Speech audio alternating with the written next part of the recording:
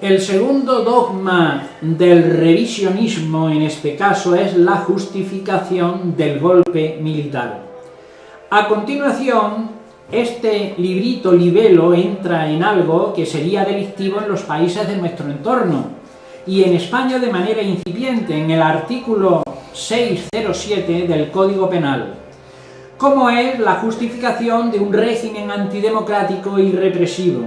Este autor justifica así: Franco se levantó y pretendió equilibrar una sociedad caótica, instaurando una situación donde prevalecieran los valores tradicionales de libertades, como el derecho al trabajo, libertad de pensamiento. Esto en Franco.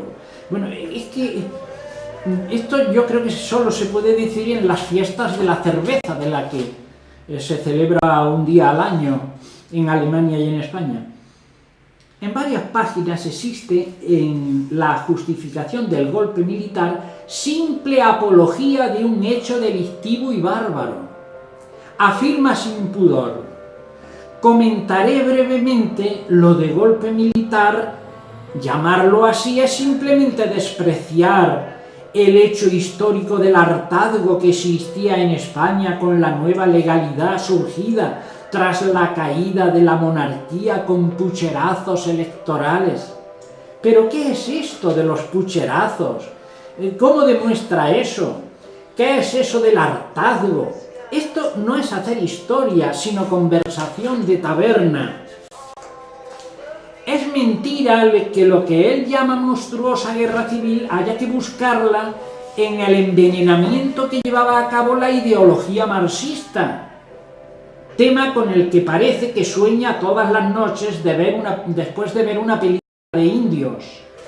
La ideología emergente en la Europa de los años 30 fue el fascismo, que envenenaba desde Roma y desde Berlín. Y ese veneno fue el que mareó a las derechas para sublevarse, no el marxismo ni la gente trabajadora. Decir lo contrario es manipular. Este autor, en un derroche de temeridad, no se arredra y se mete en el berenjenal de la teoría sobre dictadura, totalitarismo y autoritarismo. Lo de fascismo ni se le ocurre. Primero se lamenta de que a Franco se le considere culpable ante la historia y se le llame dictador, lo cual para él es una falacia. Hoy día, sin rodeos, Franco es considerado un dictador por el Comité de Derechos Humanos de la ONU, incurso en crímenes contra la humanidad. El señor Eusebio considera marxista todo lo que no coincide con su pensamiento ultraderechista, por tanto considerará también marxista a la ONU. En su alabanza al régimen de Franco no sabe por dónde salir y lo hace así. La democracia también es la dictadura del número y sus presidentes también toman o dictan sus decisiones personalmente, de donde parece deducirse que para el señor Eusebio dictadura y democracia son lo mismo. Además, la llamada represión de Franco la califica, entre comillas, de supuesta. La antología del disparate llega también a lo siguiente: el régimen de Franco no fue totalitario, como si lo son las dictaduras de izquierdas, claro, las de izquierdas y las de derechas no, o fascistas. La ONU dijo otra cosa en 1946, como vamos a decir. Además, el mismo Franco dejó grabado, y lo oímos en televisión cada 2x3, que su régimen era totalitario. Y no le vamos a enmendar la plana al magnánimo caudillo. Para la definición del régimen de Franco, aquí tiene la resolución de la Asamblea General de la ONU de 12 de diciembre de 1946, que formuló sin ambajes lo siguiente: por su origen, naturaleza, estructura y comportamiento general, el régimen de Franco es un régimen fascista, debido a que surgió de un golpe militar ilegítimo que se implantó gracias al apoyo incuestionable de la Alemania nazi de Hitler y de la Italia fascista de Mussolini. Pues ya está, aquí tiene las palabras de la ONU, una resolución general. No lo decimos los demás, lo dice la representación mundial de todas las naciones. El disparate sube de grado más cuando considera que el autoritarismo de Franco se ha de entender en sentido positivo, para preservar el orden y la paz, para eliminar a los partidos que intentaban imponer la dictadura del proletariado. Es decir, que los eliminados, bien eliminados están. Justificar el régimen sangriento y justificar la represión es radicalmente inmoral y además puede constituir un delito. He aquí el artículo 607 del Código Penal Español actual, apartado 2. La difusión por cualquier medio de ideas o doctrinas que justifiquen los delitos tipificados en el apartado anterior, genocidio y similares, o pretendan la rehabilitación de regímenes que amparen prácticas generadoras de los mismos, se castigará con la pena de prisión de 1 a 2 años. Por tanto, tenga cuidado el señor Eusebio en sus justificaciones de la violencia y del golpe militar, porque su libelo antidemócrata puede ser llevado a los tribunales.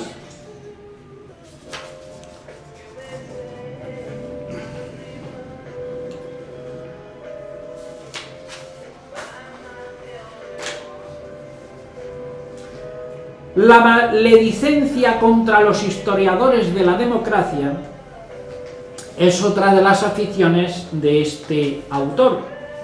Viene a señalarme a mí, este hinojoseño maledicente, como una especie de niño mimado de las subvenciones oficiales, lo cual es mentira. Toda clase de apoyos, dice. No tiene ni idea. De 20 libros que llevo publicados, solo en 2 he recibido subvención.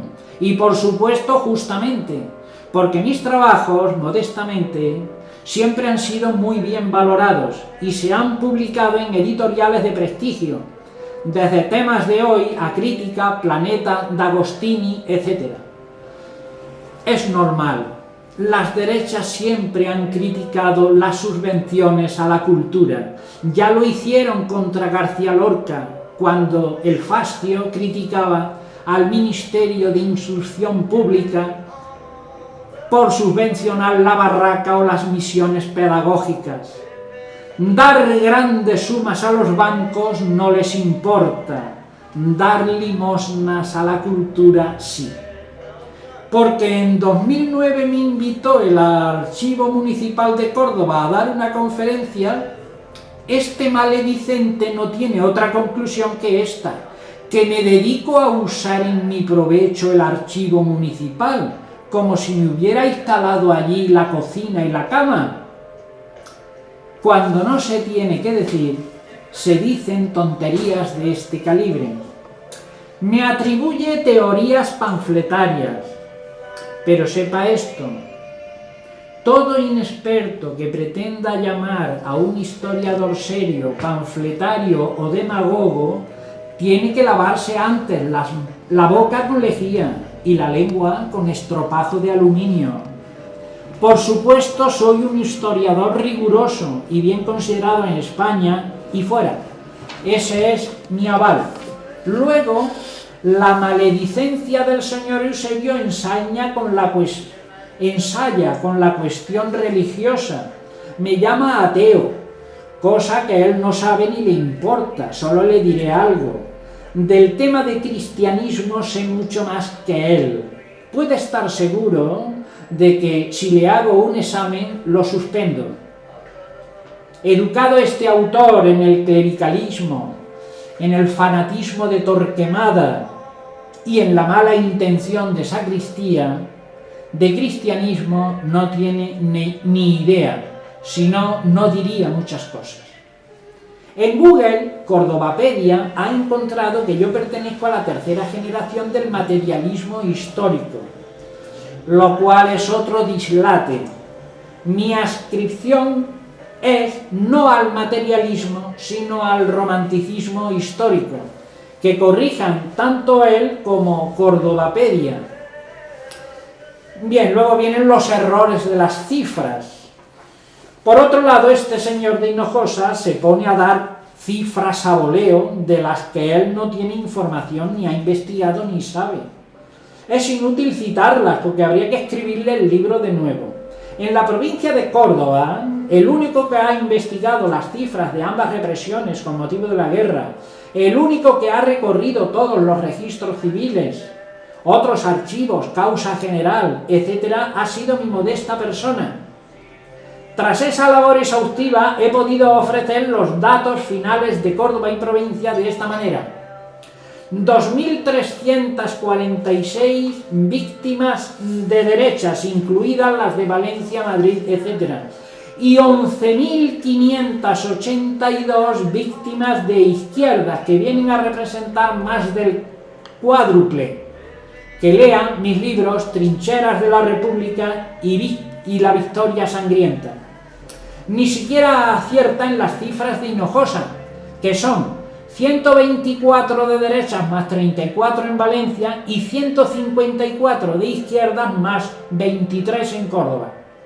Las cifras de víctimas de derechas en los Pedroches están mal. No son 1.117, sino 803 más 190 fuera de Córdoba. Por supuesto, no hace el recuento de las víctimas de izquierdas. Las derechas siempre se basan en el número, porque saben que hay que tener en cuenta a los desaparecidos. Nos piden nombres, pero ellos saben que no los puede haber. Nos piden número, pero chocan con los desaparecidos. En la represión franquista hay muchos más aspectos que el número.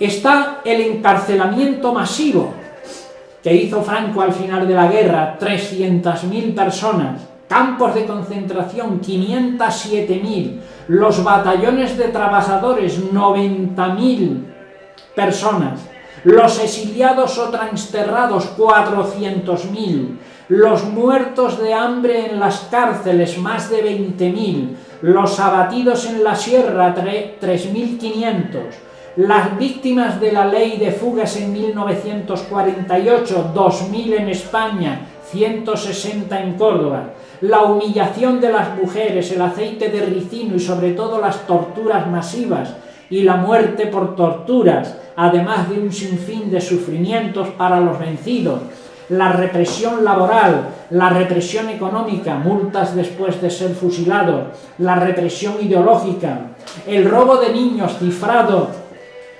en 30.000 por el auto del juez Garzón. Estos son cifras no que yo me invento, estos son cifras coincidentes de la mayoría de los historiadores que han escrito desde la democracia. Por ello, decir que ambas represiones y lo ocurrido en ambas zonas fue lo mismo es una mentira radical y colosal y antihistórica. Especialmente surrealista e insultante de la verdad histórica y del sufrimiento de los andaluces resulta ponerse a estas alturas a canonizar a Queipo de Llano, sosteniendo que su supuesta represión no fue tal, sino simples amenazas generalizadas y sin concreción alguna o bravuconadas. Sí se concretaron las amenazas en las cunetas de toda Andalucía, incluido Blas Infante, García Lorca, hasta 50.000 víctimas hay en Andalucía originadas por el franquismo.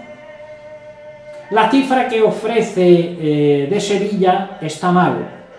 El gran investigador de Sevilla es José María García Márquez, con máxima documentación, y su cifra de republicanos eliminados en Sevilla, capital y provincia, son 14.018 como mínimo.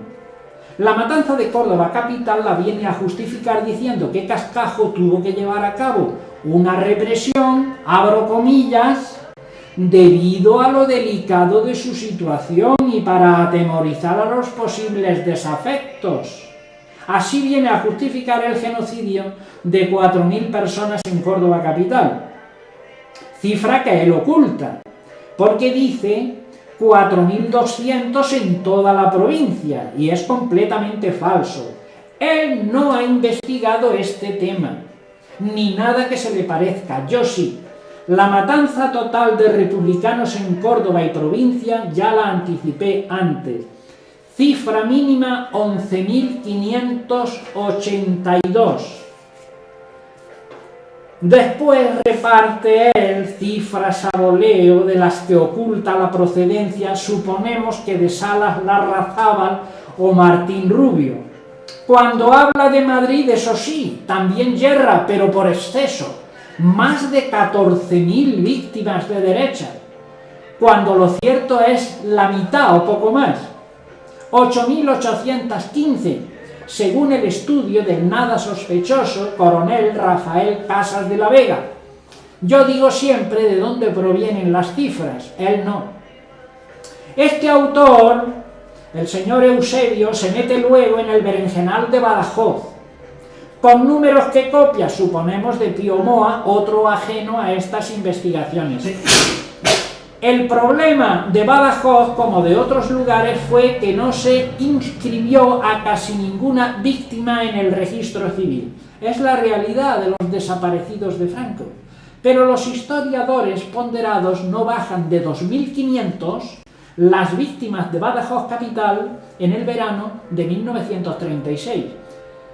Él cita, este autor, a algún periodista extranjero de oídas como Hay Allen, pero se olvida de las crónicas impresionantes de John Whitaker o de Mario Neves, el portugués, además de los españoles actuales, Francisco Espinosa o Alberto Res, entre otros.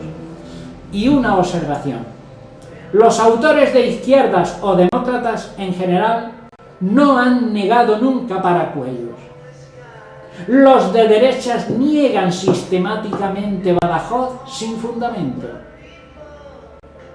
El desmadre y disloque de las cifras en este librito de Hinojosa llega por exceso, como era de suponer, al que hemos mencionado, el pueblo de Paracuellos o la matanza de Paracuellos. Él dice más de 8.000, pero la única investigación seria que se ha llevado a cabo sobre Paracuellos ha sido la de Ian Gibson, 2.700, que viene a ser la cuarta parte de cualquier provincia del sur, por ejemplo Córdoba, o el equivalente a Badajoz capital, como has dicho.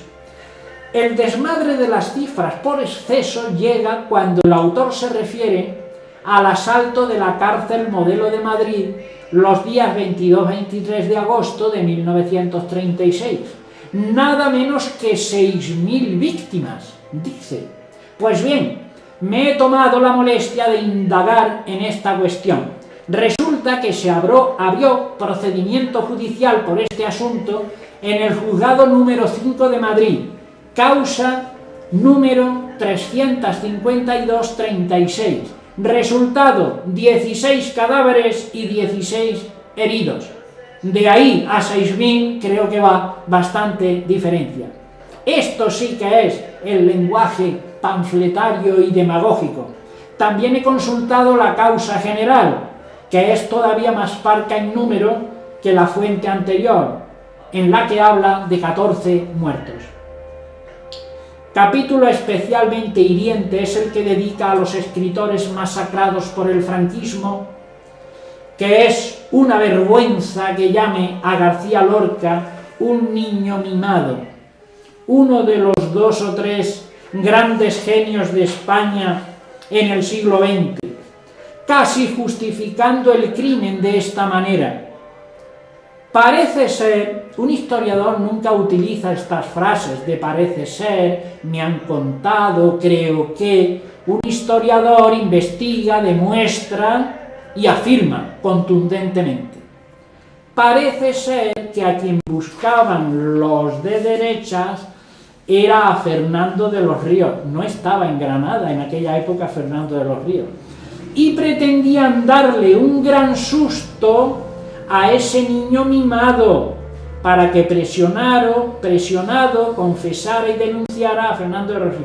Un gran susto a ese niño mimado es lo único que se le ocurre sobre el asesinato de nuestro gran genio Federico García Lorca. Esto es intolerable y este tema debe conocerlo el resto del mundo intelectual de ahora, de España, para que den la réplica conveniente. Por cierto, el gran estudioso y biógrafo de García Lorca es Ian Gibson y no ningún otro cantamañanas.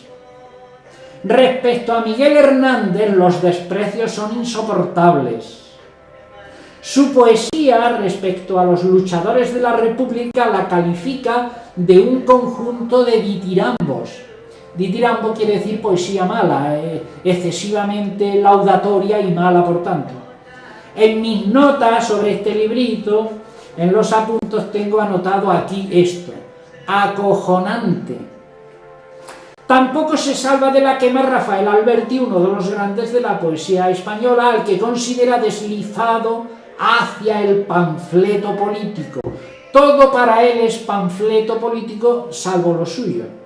Se ve que aquí ni lo ha estudiado ni lo conoce, por ejemplo, ignora esa obra extraordinaria, Baladas y canciones del Paraná, del año 54. Luego se mete en un lío con Juan Ramón Jiménez, dando a entender que, asqueado del Frente Popular, no quiso regresar nunca. Pero vamos a ver, si no regresó en 1939 no sería por el Frente Popular, sino por Franco, que era el que mandaba allá. No se líe el señor Eusebio. Si Juan Ramón Jiménez no regresó fue porque no era franquista. Y sepa este dato cierto: en los días de la victoria, los falangistas asaltaron la casa de la calle Padilla 38 de Madrid, la desvalijaron y sustrajeron numerosos inéditos, y Juan Ramón Jiménez se pasó la vida lamentando aquella pérdida. Y cuando en 1958 le concedieron el premio Nobel, se quiso premiar también al pueblo español en el exilio. Es mentira que la República hubiera confeccionado una lista negra de intelectuales de derechas para eliminarlos. Jardiel Poncela, Carlos Arniches, Gómez de la Serna, Martina, etcétera, hasta más de 15. Esto es absolutamente falso. Solo cayeron Muñoz Seca y Ramiro de Maeztu, muy destacados políticamente, aunque tampoco esto justifica nada, porque los demócratas, al contrario que los reaccionarios, no justifican nunca la violencia. Los errores luego menudean por todas partes. Los hechos de la rendición de Pozo Blanco del 15 de agosto de 1936 están mal y llenos de errores. Dedica 2 páginas y media a la batalla de Pozo Blanco, en la que están equivocadas casi todas las fechas. Las fechas de la batalla están mal, las fechas de la contraofensiva están mal, en fin, nada aprovechable. En cuanto al miliciano de la foto de Robert Capa, todavía no se ha enterado de lo que se levanta sobre su cabeza es la borla del gorro. Además, ya se sabe que el miliciano no murió, sino que eso fue una escenificación. Luego, 3 páginas y media dedica a la última batalla de la República en tierras de Córdoba en enero de 1939. Aparte de que en ese espacio no cabe decir casi nada, las fechas también están equivocadas. La alusión a Stalin está mal y la alusión a Vicente Rojo no viene a cuento.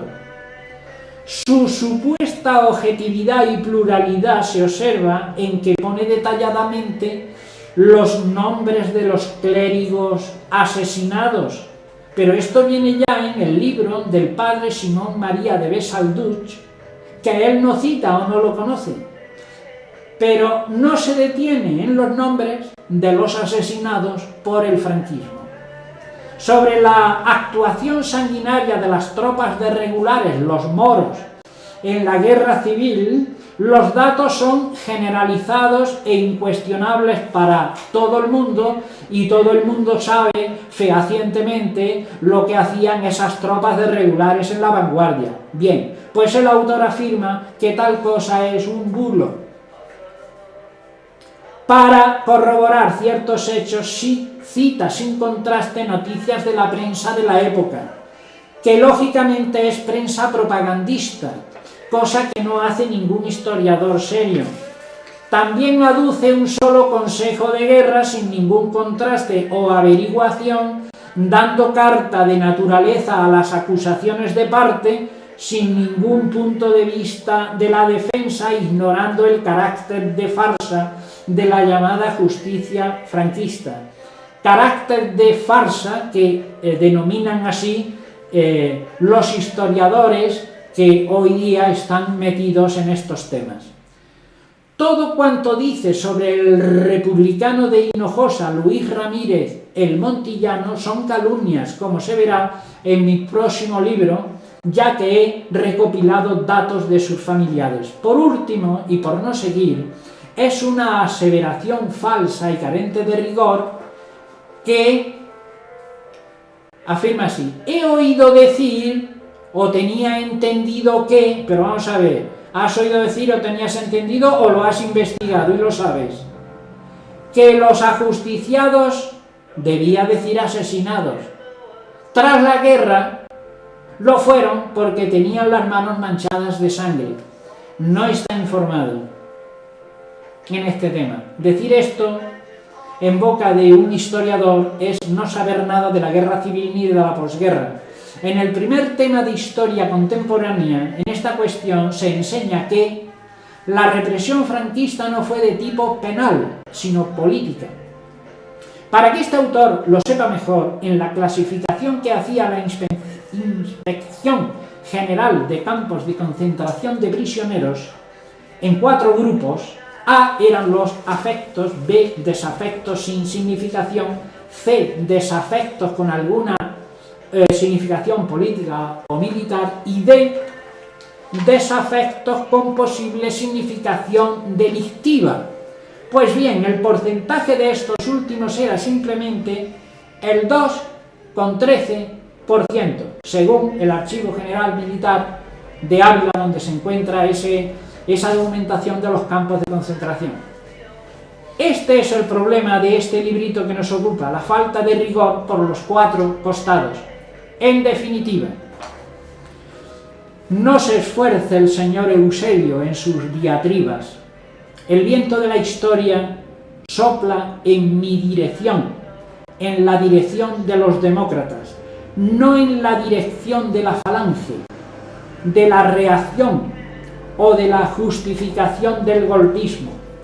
Prueba de ello son las iniciativas del Comité de Derechos Humanos de la ONU en los últimos años, que están exigiendo al Estado español la solución al problema de los desaparecidos, el esclarecimiento de la verdad y la reparación a las víctimas de los crímenes franquistas.